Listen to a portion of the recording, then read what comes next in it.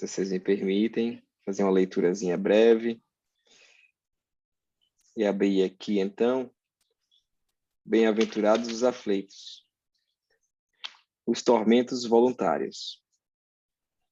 Vive o homem incessantemente em busca da felicidade, que também incessantemente lhe foge, porque felicidade sem mescla não se encontra na terra. Entretanto, malgrado as vicissitudes que formam o cortejo inevitável da vida terrena, poderia ele, pelo menos, gozar de relativa felicidade, se não a procurasse nas coisas perecíveis e sujeitas às mesmas vicissitudes. Isso é, nos gozos materiais, em vez de a procurar nos gozos da alma, que são um prelibar dos gozos celestes, imperecíveis. Em vez de procurar a paz do coração, única felicidade real neste mundo, ele se mostra ávido de tudo que agitará e turbará. E coisa singular, o homem, como que de intento, cria para si tormentos que está nas suas mãos evitar. Haverá maiores do que os que deveriam ou derivam da inveja e do ciúme? Para o invejoso e o ciumento não há repouso, estão perpetuamente febricitantes. O que não tem e os outros possuem lhes causam insônia. Dão-lhe vestigem os êxitos de seus rivais. Toda a emulação para eles se resume em eclipsar o que lhes estão próximos. Toda a alegria em excitar nos que lhes assemelham pela insensatez a raiva do ciúme que os devora. Pobres insensatos, com efeito, que não imaginam sequer que amanhã, talvez, terão de largar todas essas frivoleiras cujas cobiça lhes envenena a vida. Não é a eles, de certo, que se aplicam essas palavras, bem-aventurados os aflitos, pois que serão consolados, visto que as suas preocupações não são aquelas que têm o céu as compensações merecidas. Que de tormento, ao contrário, se poupa aquele que sabe contentar-se com o que tem, com o pouco que tem, que nota sem inveja o que não possui, que não procura parecer mais do que é. Isso é sempre rico, porquanto, se olha para baixo de si e não para cima, vê sempre criaturas que têm menos do que ele. É calmo, porque não cria para si necessidades quiméricas, e não será uma felicidade a calma em meio da tempestade da vida? Fenelon, Lyon, 1860. Tati, você podia fazer a oração para a gente? Amado Mestre Jesus, Mãezinha Santíssima, obrigado por mais esse momento, obrigado pela presença dos médicos espirituais nos auxiliando nesse momento de aprendizagem, nos amparando. Obrigado pela presença do seu Bandia, que lá no Brasil tão cedo nos auxilia nesses estudos. Obrigada a presença de todos aqui, irmãos, estudantes que aqui estão para mais um momento de aprendizado. E agradecemos por esse estudo maravilhoso que tem enriquecido tanto a nossa alma. Que assim seja. Assim seja. Obrigado, Tati. Boa noite mais uma vez a todos. Estamos hoje, Silva, na aula 74, hipnotismo. Uma aula que ela toca não posso chamar de miasma, né? Porque é uma doença grave, mas uma das gravidades de ações espirituais que é documentado desde a época de Jesus, não é? Quando os discípulos não conseguiram lá auxiliar aquela criança. E hoje em dia, na sociedade atual, afeta bastante, né? Especialmente nesse momento de transição. E aí eu vou deixar as perguntas para as estudantes dedicadas, que já começaram a colocar ali a Samila. Se você puder fazer sua pergunta, querida. Vamos lá. Toda aproximação de entidade inferior que afete o nosso comportamento é considerado hipnose?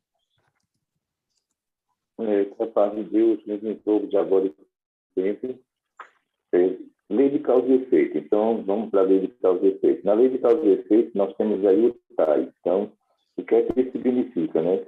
O TAI, ele tem um estado emocional variável. Ora lhe odeia, ora lhe ama. Está entendendo? Quando você vai para um CMHR, o que acontece com o CMHR? Ele é um espírito que foi hipnotizado por hipnose, né? Então, o poder de violência dele é muito controlado por essas entidades. E eles não conseguem facilmente perdoar. É muito mais complicado aí, nesse ponto de vista. Então, quando você parte para o HE, aí é mais complicado ainda. É um domínio direto, para a gente ver a diferença de uma comunicação para outra. Então, a gente sabe que um TAI, ele pode mudar de opinião. Um CMHE também, mas um HE não. É um poder de destruição mental na vida de um ser humano. Tá. Tá bom, obrigada.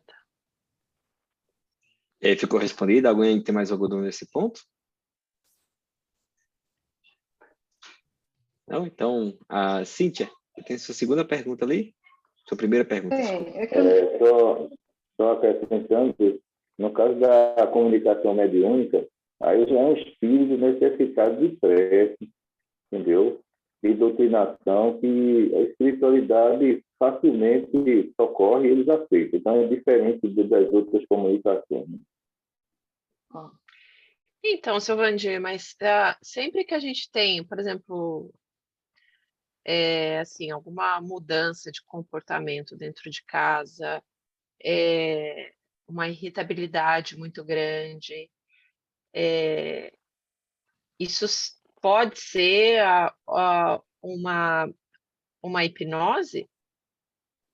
Não, não é uma hipnose. Tem irritabilidade do espírito. A hipnose já é a introdução do pensamento do espírito sobre a vítima num domínio contínuo. Né? Ele não vai parar do jeito que vai parar com ser evocado, enquanto que o outro é muito diferenciado. Então, aquele está irritado, mas quando você faz uma prece, ele acalma. A hipnose, ela combate até sua prece. Ele não aceita, neutraliza, dá o branco, você esquece, entendeu? Entendi. Tá, agora entendi. Obrigada. Seu Vandir, a doutora Cristina fala sobre o código hipnótico. Eu não entendi essa palavra, código hipnótico. Vamos lá. O que nós poderíamos ver que muitas vezes a hipnose ela pode codificar na sua praça periférica o que ele quer, entendeu?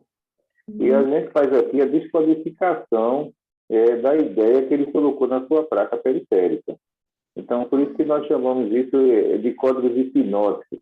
Então, existe códigos hipnóticos de repetição, existe códigos hipnóticos de suicídio, existe código hipnótico de desvio de comportamento sexual. Então, eles trabalham mais em cima, né, da persistência em emissão vibratória, em placa vibratória, em placa periférica, para mudar o comportamento do ser humano. Agora entendi. Obrigada, seu Vandir. Seu Vandir, ainda nesse ponto que a Cíntia perguntou, eu fiquei me questionando aqui agora, existe algum ponto no nosso coronário, aqui na nossa cabeça, que eles atuam mais diretamente para colocar esse código hipnótico, ou para implementar? Existe algum local? Para quem tem acessibilidade nesse local, sabe muito bem que... A placa periférica fica acima do bulbo raqueliano, fica a placa periférica, né? Ali a gente pode dizer que é a fraca mãe do espírito, né? Se ele alcançar ali, está tudo perdido, né? Acontece, seu Vandir, Acontece que já no histórico do estudo de vocês aí tem essa criança lunática que aí foi uma modificação do comportamento em placa periférica, né? A criança não queria ser atirada no fogo nem na água, né? Então a entidade dirigia essa criança para o fogo e a água para maltratar esse espírito. Então ali é hipnose mesmo. Sim.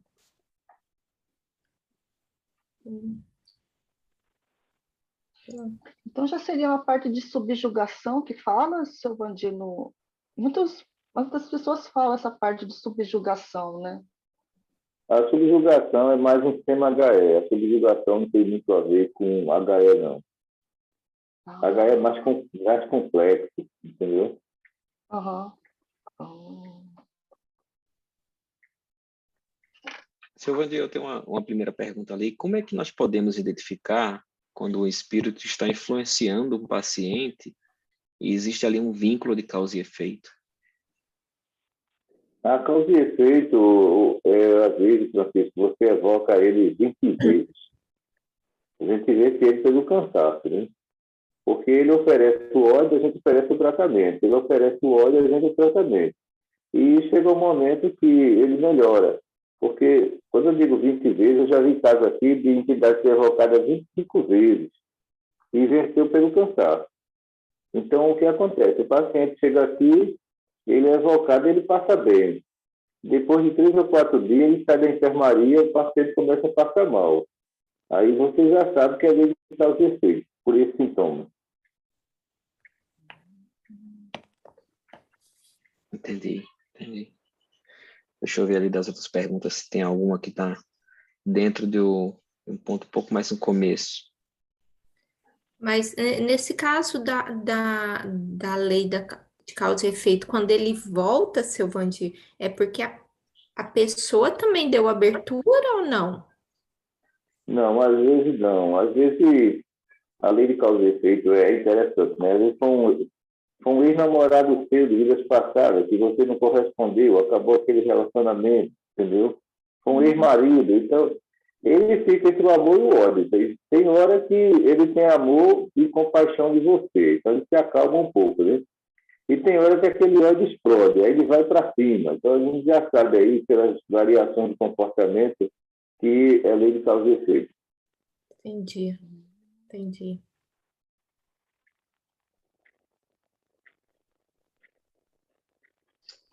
A lei de causa e efeito acontece direto dentro de casa com marido e mulher, não? Não acontece. Acontece porque existem entidades que, às vezes, não concordam, né, com aquele relacionamento, que foi ex-marido seu de vidas passadas, que você negou esse amor, você, de repente, não aceitou. Então, o que acontece? Quando vê você numa união, ele tenta, de qualquer forma, destruir essa união. Aí cabe aos casais a vigilância total, nesse ponto de vista, porque os ataques serão enormes em cima disso, entendeu? Então, quando você pega também, como eu estava falando, né, é um ex-namorado de vidas passadas que não chegaram a casar, e você se decidiu terminar, isso são obsessões por motivo tão simples que esses espíritos, por motivo de orgulho, ele passa a atacar suas vidas. Pois é. Seu Vandir, eu vou tocar num ponto que foi um acontecimento que até teve aí nessa semana no Brasil, onde teve uma mãe, eu recebi hoje, na verdade, teve uma mãe que publicou um vídeo lá na mídia social, né, chorando com o suicídio do filho, uma pessoa até famosa. E ela foi contando a respeito, né, que ele se matou por conta das intrigas ou dos comentários que ele recebia na mídia social. E eu coloquei aí, existem muitos jovens que estão tirando suas vidas por fraqueza mental, né, de relacionamento vinculado às mídias sociais e à necessidade de serem aceitos pela sociedade. Muitos com influências hipnóticas espirituais dentro da sexualidade. Como é que a gente pode melhor orientar sem entrar em conflito, né? Porque eu vejo o Brasil, hoje, no Brasil, eu vejo isso bastante no Brasil, não vejo isso tanto ainda forte, tão forte quanto é no Brasil no resto do mundo, né? Mas existe muito aquele local de você, você ser taxado de homofóbico, de vários nomes, né? Que não necessariamente você por conta da sua opinião, por conta da educação que você teve. Como é que a gente pode melhor orientar essa classe jovem, não é? Sem entrar em conflito? Eu acho que nós estamos fazendo o nosso papel quando a gente coloca a Yane Pamela ali, né, na preleção. Então, ela tem essa base de orientação, de conhecer a juventude, de ser jovem também, né, de estar junto ali com eles. O projeto Atividade Espírita também foi um projeto que trouxe muitos jovens, vai trazer muitos jovens, e olha, jovens de um nível de inteligência impressionante, viu? E vai realmente mudar muita coisa no futuro. Então, as questões de fragilidade emocional em rede social, geralmente a família não quer assumir essa responsabilidade, mas nem tudo começa ali, né, Francisco? Começa na convivência, né? Começa na falta de atenção, começa ali na falta de diálogo, e quando tudo isso, para o jovem, entrou no escassez total, ele vai partir para a rede social. Então, ele já vai ferido, entendeu? E ele vai se ferir ainda mais com as suas opiniões ali, porque a primeira base aí é a família. Então, todo jovem que tem problemas de convivência familiar, ele recorre ao quê? Aos jogos eletrônicos, entendeu? Ele passa praticamente 12 horas, 24 horas na frente de um computador, porque é a única coisa que ele tem resposta para ele mesmo, que a família fechou o diálogo em cima dele. Não tem mais diálogo nenhum, então está muito difícil para eles. E o trabalho que o Atividade Espírita vem fazendo é vários debates lá no ato dos jovens sobre diversos temas. A doutora Cristina Santos também reforça isso, está entendendo? Eu sei que durante 16 anos não foi fácil no Brasil para os hospitais espirituais, porque a gente foi contrário a tudo o que queriam implantar. Não fomos a favor. Não saímos feridos, saímos vencedores, né? Nessa batalha nós vencemos e estamos vencendo até agora. Mas é aquela questão, o modismo social não é o cristianismo, tem nada a ver com o cristianismo. O papel do cristianismo não é discriminar, é esclarecer. E quando você tenta esclarecer, as pessoas pensam que você está discriminando, querem pensar desse modo. Sabe a profundeza das orientações, entendeu? Que incomoda, mas nós não podemos recuar diante disso. Então, para a gente ter uma base disso tudo, em 16 anos aqui, nós fomos os únicos religiosos, né, junto com os evangélicos, que combatemos tudo aqui. Fizemos palestra de todas as qualidades e todos os temas.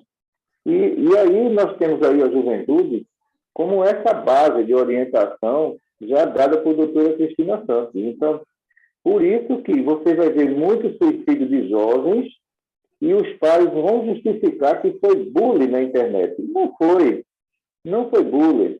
Foi falta de convivência de pai, mãe e filho, presença que eles não tiveram na vida dessas criaturas.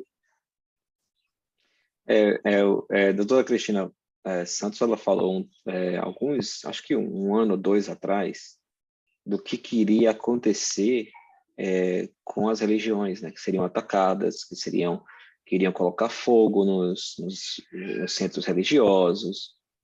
E naquela época, quando você escuta, você olha e fala, nossa, mas quem faria uma coisa dessa? Não é? Mas hoje você consegue enxergar muito claramente que é fácil isso acontecer com o nível mental que a sociedade está entrando, não é? Onde se você está contra qualquer opinião que a pessoa tem, escolha que a pessoa tem, você é taxado, consequentemente você pode ser alvo facilmente justificado, né? Você sabe que aqui no Nordeste, a fábrica de loucos são as universidades federais, são fábricas de loucos. Então, cada ideia que nós observamos aqui que, pelo amor de Deus, não cabe. Então, o jovem aqui, as mães têm duas alegrias. Uma, quando ele entra na faculdade, e a outra é quando ele sai normal, né? São duas alegrias. Porque para sair normal é impossível. São várias ideologias que vai levar ao suicídio, entendeu? Vai levar à depressão. Porque, ora, você impor uma ideia na cabeça de uma pessoa dentro da universidade, que é a sua ideia e não o projeto que você vai realizar dentro da reencarnação, você enlouquece esse espírito. Exatamente. É porque... desculpa, Francisco, eu te cortei. Não, pode ir, querida. Eu ia passar para a minha próxima pergunta, mas pode falar. Não, é comentário assim sobre igual a palestra, né, que a doutora Cristina, quando ela fala, né, assim, ela estava falando quando as pessoas falam da gente, a gente não é aquilo que as pessoas falam. Eu me identifiquei muito com isso, porque a doutora Cristina falou assim, não, você está falando para mim, porque, nossa, a doutora Cristina fala tanta coisa assim que eu acho incrível, que é o que acontece na atualidade, né? Com muitas pessoas, independente da idade, né? Gente. E ela cita também, assim, das crianças hoje ser crianças cristais, como é que ela fala? Que são muito frágeis. Que, na verdade, não são crianças cristais. Não, Coisa assim, né? Ela fala né, que está muito fragilizado, né?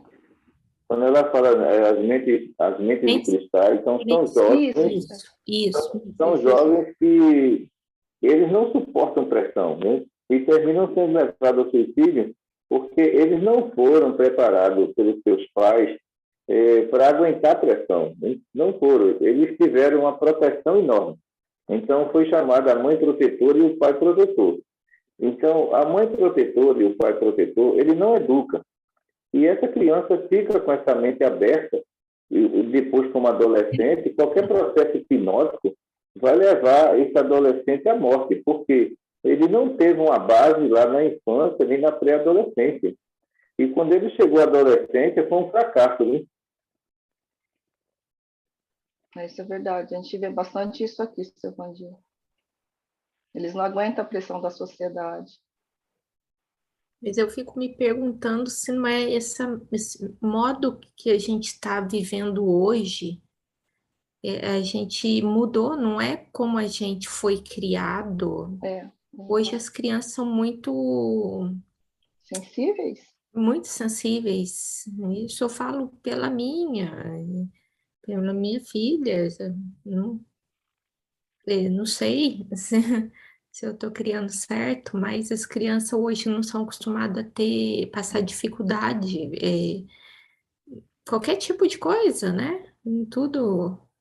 Isso aí a gente pode tocar no nosso mais para frente, mas eu preciso até conversar também com vocês depois, que tem muito a ver com as químicas que o cérebro da gente absorve, né? Então, por exemplo, as crianças hoje em dia têm muita facilidade de ter acesso à internet, a vídeos no celular, iPad, tudo. Isso aí é tudo dopamina, que é a mesma química que você recebe quando você está bebendo.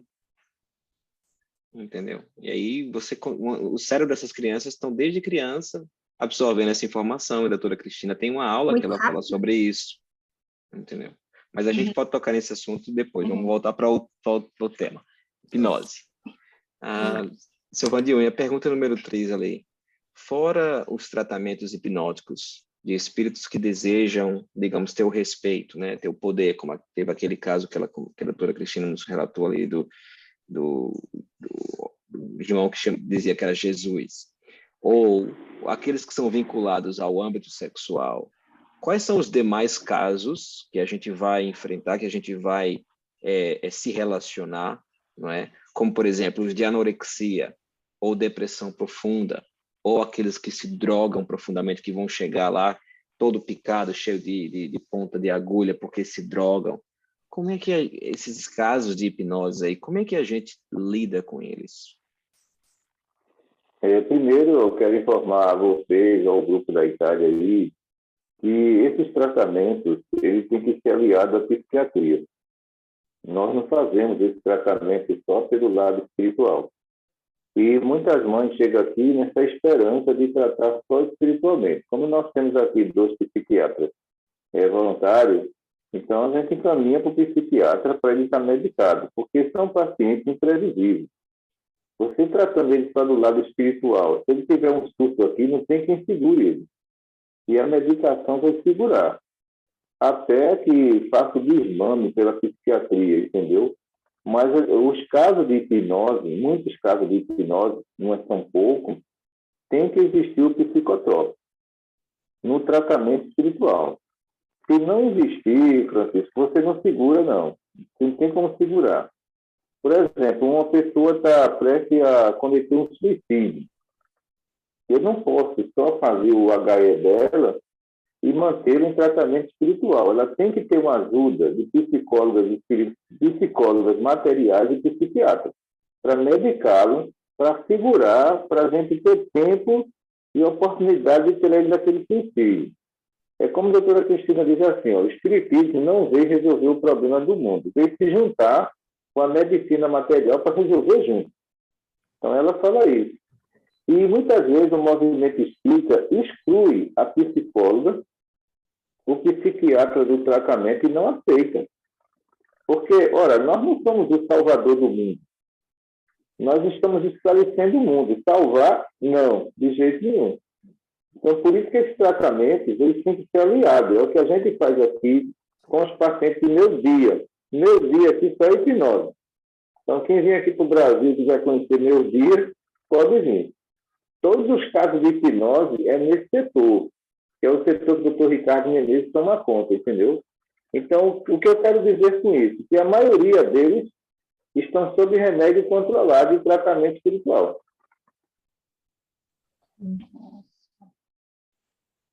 E a maioria, professor Francisco, eu invertendo os nomes, seu Vandir, e a maioria desses pacientes, eles conseguem ter uma melhora de 90% a 100%?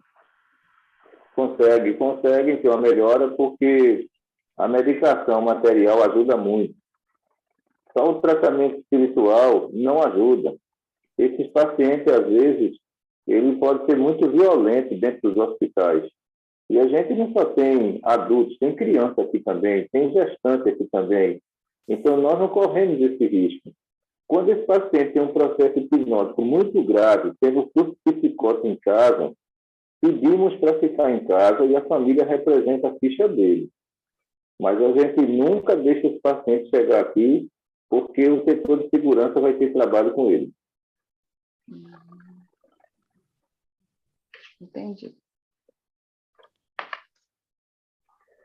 Certo. Lilian, você tem uma pergunta ali, querida. Você pode fazer para a gente?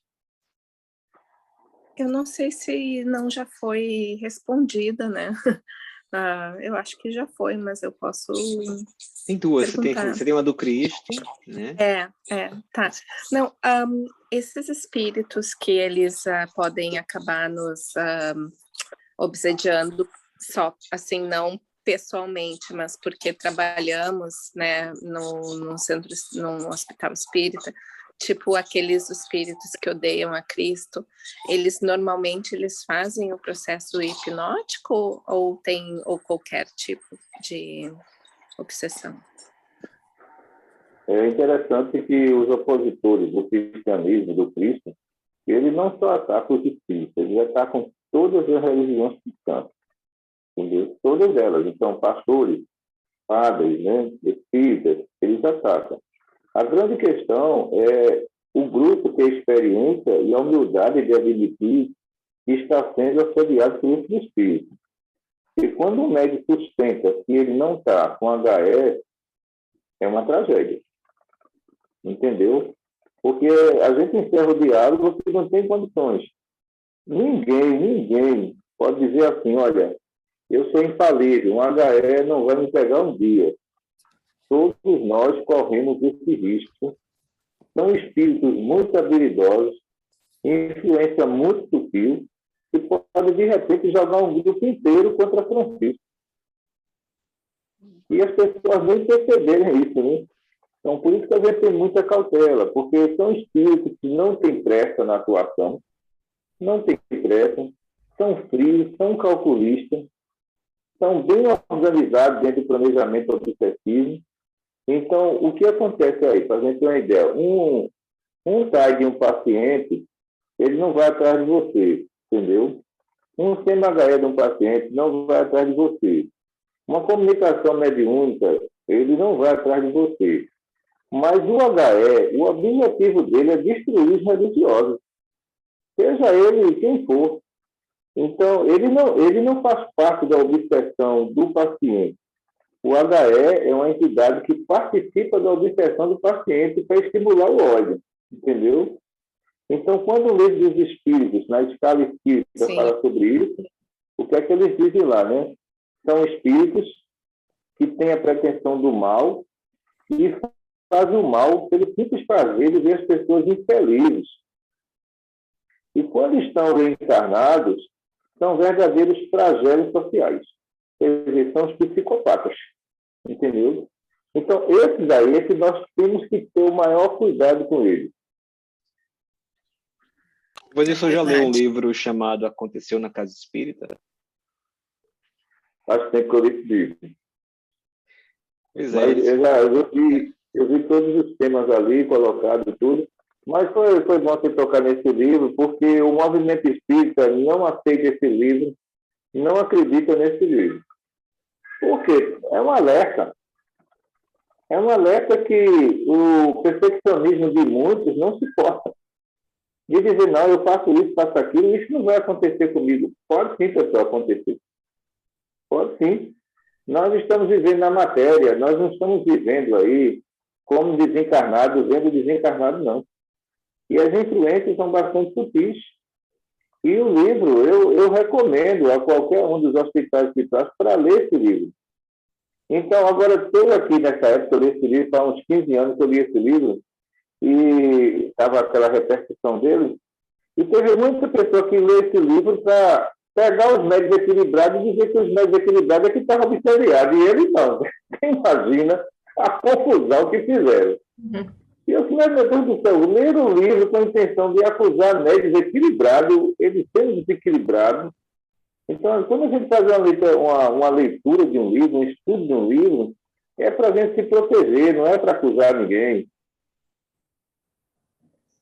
É muito interessante esse livro, porque ele relata exatamente o que o senhor falou do HE, que ele estava lá e o objetivo dele era destruir casas espíritas. Ele já estava destruindo, estava na terceira casa espírita, onde ele chegava até tinha toda uma equipe ao lado dele, onde teve até duas pessoas, né? Como o senhor disse aí, você pode pegar um grupo, fazer aquelas pessoas ficarem contra uma pessoa do grupo, né?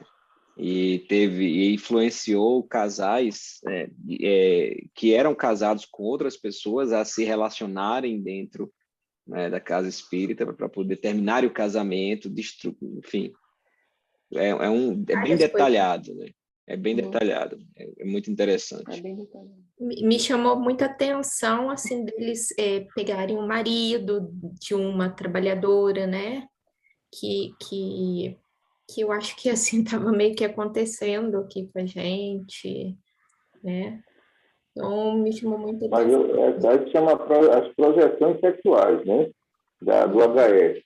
As projeções sexuais de HE, ele mexe com todo o sistema endócrino, ele mexe com todos os hormônios. Porque essas projeções, elas são diurnas e noturnas. Então, aí ele não dá trégua enquanto não vê aquela criatura cair. E se aquela criatura estiver em vigilância, é muito complicado, né? É como a doutora Cristina Santos, ela diz nos hospitais. Ela diz, olha, quantos solteiros eu não tenho nada contra eles. Entendeu? Então, se eles quiserem se relacionar de uma maneira séria, tudo bem. Agora, eu sou contra e combate a questão do assédio de pessoas casadas com solteiras. Isso aí eu não aceito. Isso aí eu não aceito de jeito nenhum. E às vezes, alguns trabalhadores que vai começar um relacionamento, né, solteiro, até procura ela, né? Chega, fala, tudo, e ela dá maior força aos trabalhadores e termina em casamento. Pois é. Vamos lá, vamos seguir nossas perguntas. Ver se no final eu toco num ponto que eu queria lá no final. Acredito que a gente tem a Tati, que fez uma pergunta no meio da pergunta da Lilian ali. Tati, você quer fazer sua pergunta ali?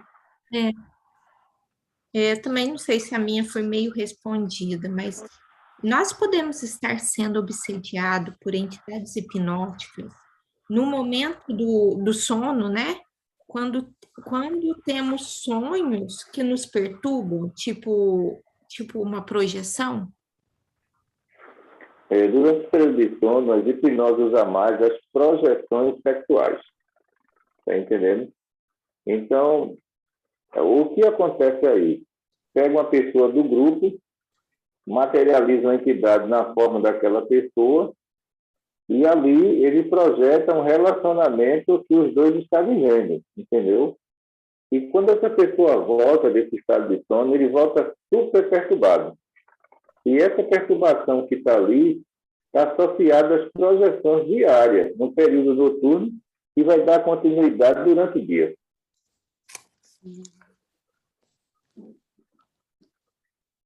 Sim.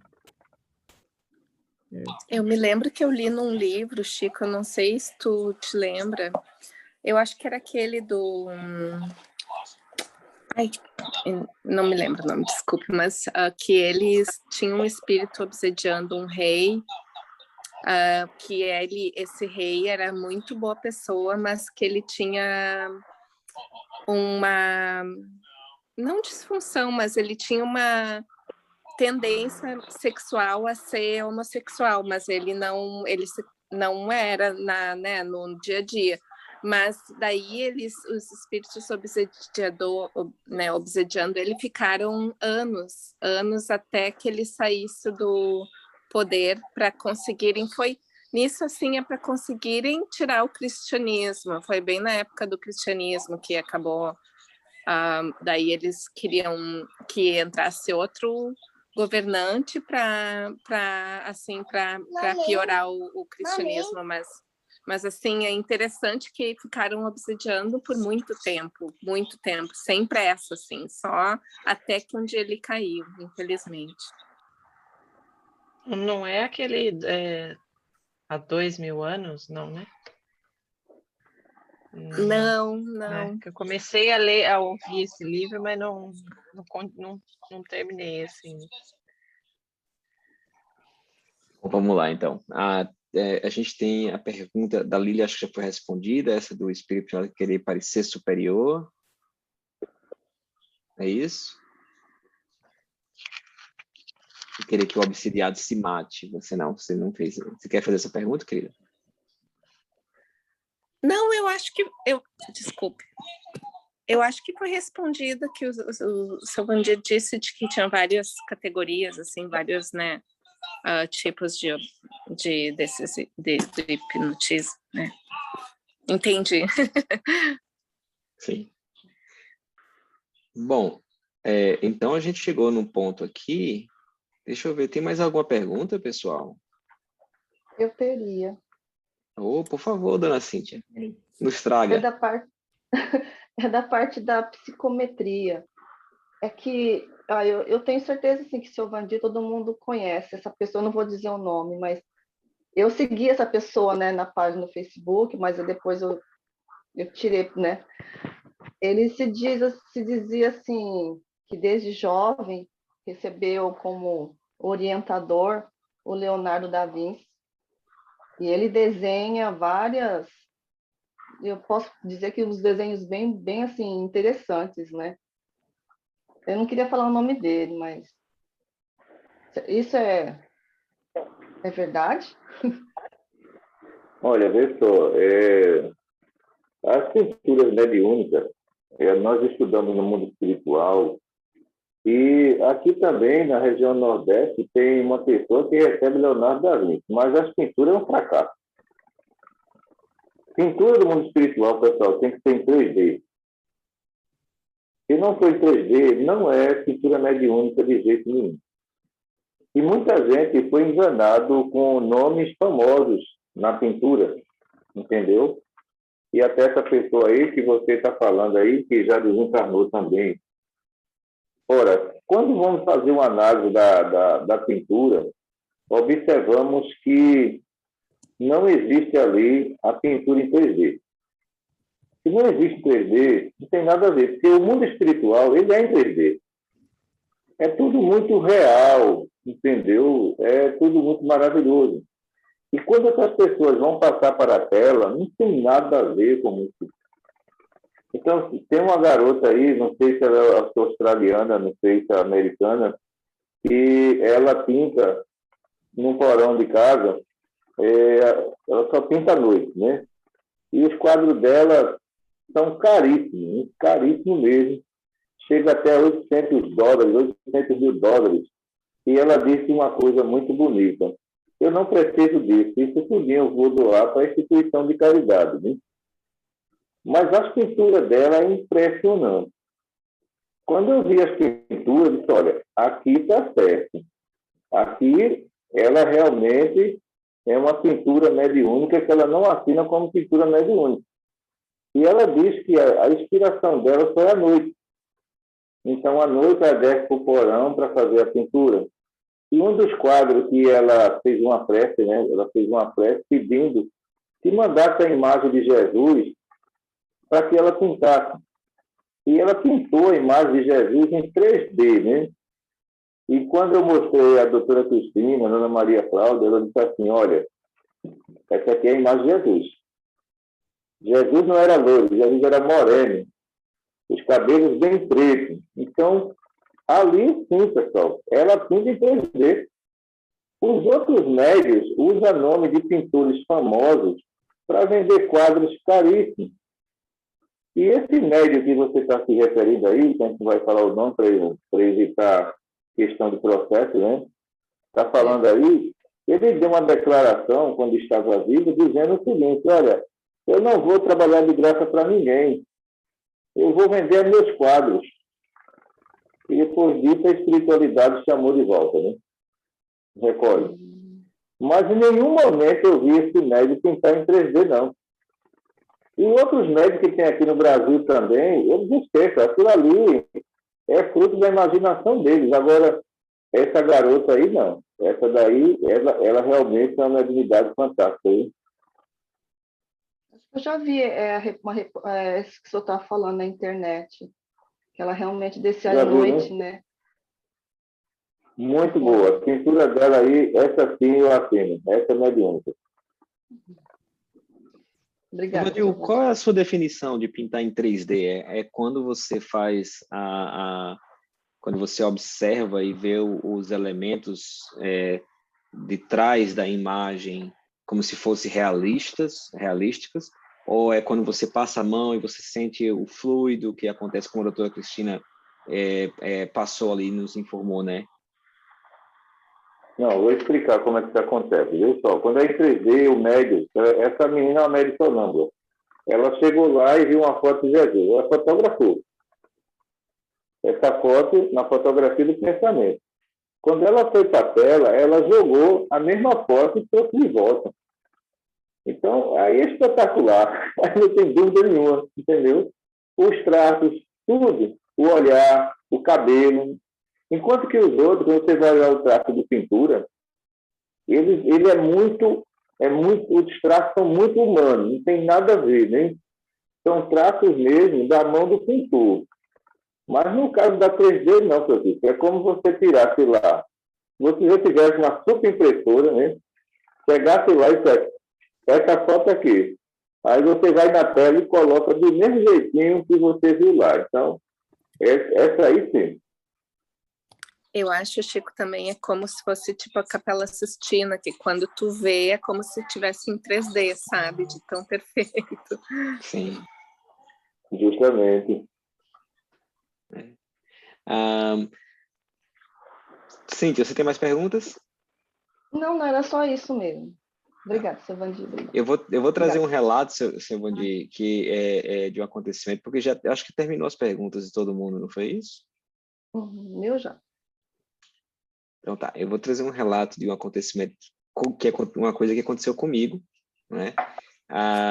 E aí tentar fazer uma pergunta dentro desse tema para a gente ver como é que a gente auxilia as pessoas que hoje em dia se envolvem. Quando eu estava lendo, fazendo um resumo dessa matéria, não é? Quando ela fala ali da obsessão, quando você passa pelo processo hipnótico, obsessivo no âmbito sexual.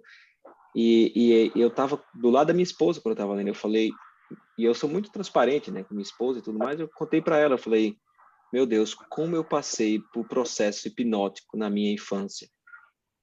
Eu falei, olha, Michele, o que a doutora Cristina fala aqui? E aí eu comecei a ler para ela. Eu disse, tudo isso eu passei. Esses estágios de estar no período noturno, constantemente, nesses ambientes, entendeu? E voltar e ficar com essa memória travada ou memória repetitiva, ou olhar para as pessoas quando você está no dia a dia e fazer aquela projeção, como ela falou. Seu Vandir, eu passei por tudo isso. Eu tive, eu acho que muitas pessoas que tentaram me desviar, mas o meu anjo guardião, eu vou te falar, ele deve ser muito forte, viu? Porque ele conseguiu me endireitar, entendeu? Mesmo eu tendo todos esses Deu muito processos. trabalho, né? Rapaz, eu tenho uma dívida com ele que eu não vou saber nem como é que eu vou pagar, entendeu? Mas e aí eu volto ao ponto dos jovens, né? Para você ter uma ideia. Aos 12 anos de idade, seu Vandir, aquela ideia de homem, de ser filho do homem, não é? No Nordeste. Meu pai me apresentou revista pornográfica. Então, assim, você cresce num ambiente, não é, que você nem sabe como respeitar a mulher. Eu demorei muito tempo para isso. Tem muita dívida com relação a isso também. E aí eu vejo muitos jovens hoje em dia com esse lado envolvido nesse ambiente. Como é que a gente auxilia esses jovens? O movimento espírita, eu entendo, aí no Brasil, belíssimo, mas nós que vamos aqui começar um trabalho, entendeu? Isso me questiona, como é que a gente vai auxiliar? Nós temos que começar pelo mais simples, né? Como sempre fez Jesus. E é aquela coisa, conquistar primeiro para esclarecer depois. Eu acredito que mandaram os hospitais espiritual para uma região dificílima que é o Nordeste. Não é fácil. Você sabe que aqui não é fácil, né? Então, aqui existe as questões da libertinagem, do falso moralismo, existe tudo isso, né? Então, aqueles que estão na libertinagem querem educar aquele e se tornar um homem de bem. É impossível. E acredito que a equipe Dona Maria Cláudia, a doutora Cristina, nesses últimos 27 anos, venceu muito, né? Foi muitas conquistas, porque as aberturas dos hospitais de Pesqueira, Vitória de Santo Antão, o pessoal lá de Timbaúba, o pessoal de Camaragibe. Então, ela começou a trazer temas numa visão bem popular, do dia a dia. E isso foi abrindo a mente de muita gente. Então, o trabalho de vocês aí é pegar esses temas do dia a dia, do que acontece, do que se pode realmente aconselhar em palestra. Porque palestra, você está fazendo a palestra de vocês não vai abrir para perguntas e respostas. É palestra. As pessoas não têm entendimento para perguntar o que elas não sabem. Então, elas vão ter entendimento de aprender o que vocês têm para doar para elas. E isso no interior do Estado, ela conquistou aquela região ali do Agreste inteira, a região do Sertão também. Por quê? Temas da atualidade, violência contra a mulher, a droga, né, essa coisa toda, né, a homossexualidade. Então, ela foi ganhando um espaço e uma confiança muito grande. A mesma coisa tem que ser o trabalho de vocês aí na Austrália. Então, se existe viciado em drogas, uma quantidade de alcoólatra muito grande, então a gente pega lá o Evangelho, o Livro dos Espíritos, faz uma palestra em cima dele, pega a palestra dela, completa. Então, o trabalho de base é esse para todos os hospitais lá fora, né? Orientar aquilo que o país está mais fragilizado.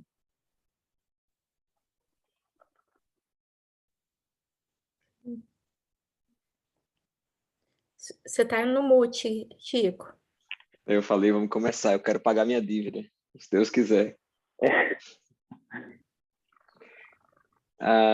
Pessoal, eu terminei minhas perguntas. Se alguém tem mais perguntas nesse tema? Eu posso Claro. fazer um comentário, Chico? a respeito o senhor Vandir comentou aí a respeito da região Nordeste ser, eu não sei, doutora Cristina já comentou em palestras a respeito, né, que tem ainda, né, foi já resgatado muitos trabalhadores negros, índios, que foram muito sacrificados aí. Eu acho que não só aí, mas no Brasil inteiro, mas deve ter na região Nordeste, a cultura do machismo é muito grande, né, Silvandir? E você sabe que quando eu morei aí, vou fazer um relato aqui, eu senti assim que as pessoas, a gente vai morar, a gente de fora vai morar aí no Nordeste, e as pessoas falam assim: olha, você não confia em ninguém lá, você não confia em mulher, não deixa a mulher entrar na sua casa porque ela entra para roubar seu marido. Eu achei assim uma coisa assim, porque eu fiz muitas amizades aí no Nordeste, mas isso assim me intrigava de tal forma assim de falei, como assim, você não poder ter amizade, não poder é, e assim, meu marido era bem assediado mesmo lá na assim, na empresa lá na refinaria por causa disso, assim, dele ser de fora, e realmente era mesmo. Existe a questão dos oportunistas, mas esse número ele não é grande nessa região, hein? Esse número é pequeno. Então, o que a gente encontra nessa região é muita violência doméstica, a gente encontra muita pedofilia, né? Então, é uma região que a justiça divina tem um olhar muito diferenciado. O olhar de, ó, vocês vão ter que evoluir. Isso aí não tem mais como vocês permanecer nessa ignorância de jeito nenhum, entendeu? É um povo que é muito ingênuo, tem ingenuidade muito grande, né? Então, alguns são adultos, mas parece criança, né? Tem essa coisa também neles. Então, como o Brasil está mudando, a transição começa por aqui, então nós vamos ter muitas surpresas no Brasil ainda, surpresas boas, surpresas de disciplina que tem que ser imposta mesmo para os espíritos melhorarem, porque quando a gente vai falar de transição no mundo espiritual, o mensageiro de Maria diz assim: olha, o Brasil não é de vocês, ele foi emprestado a vocês. Nós queremos de volta para a reencarnação de grandes espíritos. Então, isso quer dizer que eu, Francisco, seja quem for, vamos ter que devolver. Nossa. Porque foi emprestado, olha, foi emprestado, foi o que a gente fez. Escravizou o índio, escravizou o negro, pedofilia, um monte de coisa. Então, diz assim que tu recebe uma casa emprestada para você entregar ela toda pintada, né? No piso todo clarinho, você quer entregar de qualquer jeito. A justiça divina não quer. Diz, olha, eu vou tirar você dessa casa e reformo ela. Então, a transição, ela começa aqui na pátria do Evangelho. Pode esperar que vem muita novidade por aí. Nossa. Olha, isso me dá uma vontade de eu ler uma partezinha aqui desse livro. Conhece esse livro? Revista Espírita. Revista Espírita, 1860. Que eu estou lendo essa passagem. O senhor está se inspirando em seu Naelton, né? O senhor está se inspirando em seu Naelton. Tentando. Você já vai na página, né? Tentando. Tem uma passagem aqui, seu Vandir, que fala exatamente esse ponto. Isso de 1860. Se vocês se recordam, na nossa leitura inicial, foi uma mensagem de Leon, do Espírito de Leon. E é interessante que eu estava lendo aqui, olha. Nessa passagem ele fala aqui, ele fala o relato, né? Eles fazem, digamos assim, eles antes de fazer trazer o texto, o artigo, eles falam ali o que aconteceu, o que eles fizeram, não é? E aí tem aqui a leitura de uma comunicação de Leon dirigida à sociedade e na qual, entre outras coisas, é dito o seguinte, 2 pontos: que a reforma da humanidade se prepara pela encarnação na Terra de espíritos melhores, que constituirão uma nova geração dominada pelo amor do bem, que os homens voltados ao mal e que fecham os olhos à luz serão reencarnados numa nova falange de espíritos simples e ignorantes e enviados por Deus ao trabalho da formação de um mundo inferior à Terra. Não poderão encontrar-se com seus irmãos terrícolas, senão depois que, através de rudes trabalhos, houverem alcançado o nível onde estes últimos vão entrar. Após essa geração, porque os espíritos maus não será dado assistir ao começo dessa brilhante transformação, que fala exatamente de transição planetária.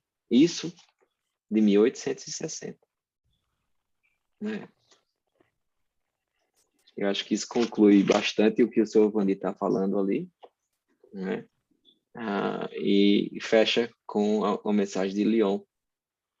A gente agradece o senhor Vandi mais uma vez pela presença, agradece a todos pela presença. Eu gostaria de pedir para quem puder ficar uns 10 minutinhos depois da aula, fique, a gente conversar sobre um assunto que eu conversei com o senhor Vandi há uns meses atrás, e também sobre uma atividade que a Lília hoje em dia está fazendo, né, para a gente poder compartilhar.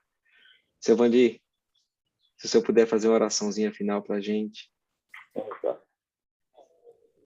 Senhor Deus Todo-Poderoso, Criador do céu e da terra, iluminar todos nós que estamos aqui, Senhor, nessa expiação de prova, precisando da vossa ajuda, da vossa paciência e da vossa consolação.